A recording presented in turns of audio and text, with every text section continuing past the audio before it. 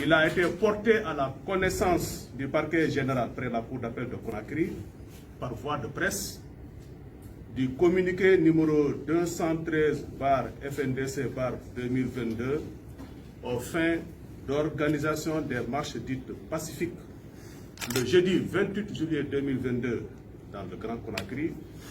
et le jeudi 4 août 2022 sur toute l'étendue du territoire national par le Front national pour la défense de la Constitution FNDC.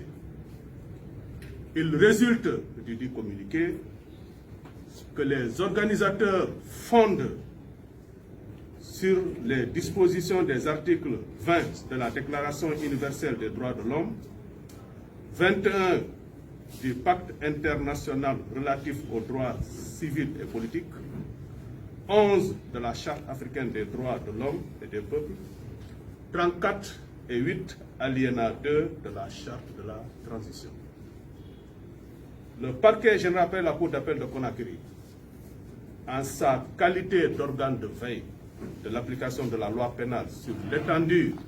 du territoire du ressort de la Cour d'appel et en sa qualité d'animateur,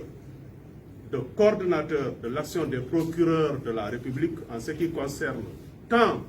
la prévention que la répression des infractions à la loi pénale, réitère son souci constant d'exercer les fonctions de ministère public dans l'intérêt de la société et de la loi. Il rappelle en outre sur son attachement au respect constant et sans équivoque des prescriptions légales et réglementaires des manifestations en République de Guinée, qui met en dualité, d'une part, le droit de manifester dans la limite prévue par la loi reconnue aux citoyens dans un état de droit, et l'obligation de respecter les restrictions légales allant dans le sens d'éviter des troubles à l'ordre public par les autorités en charge de la police administrative d'autre part. Le parquet général rappelle sur le fondement des dispositions combinées des articles 621 et 622 du Code pénal que toute réunion publique, cortège, défilé et d'une manière générale, toute manifestation politique sur les voies et lieux publics sont soumis à l'impératif d'une déclaration préalable dans la forme écrite adressée aux maires des communes urbaines ou rurales sous réserve de l'alinéa 2 de la même disposition, 3 jours francs et 15 jours francs au plus tard avant la date prévue par les organisateurs. Si la marche est un droit reconnu par les instruments juridiques internationaux, notamment les dispositions des articles 20 de la Déclaration universelle des droits de l'homme, 21 du Pacte international relatif aux droits civils et politiques, 11 de la Charte africaine des droits de l'homme et des peuples,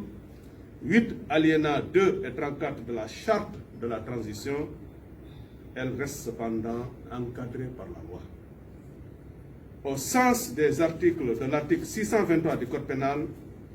l'autorité administrative responsable de l'ordre public peut interdire momentanément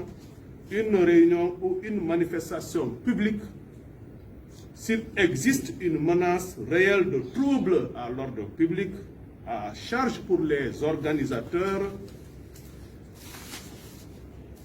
qui en contestent les motifs de saisir la juridiction compétente aux fins d'annulation de la dite interdiction. En dehors du cadre juridique, toute action tendant à braver l'interdiction légale de manifestation par les autorités en charge de maintenir l'ordre public constitue le délit de participation délictueuse à une manifestation ou à une réunion publique passible de poursuites judiciaires tant contre les organisateurs que les participants,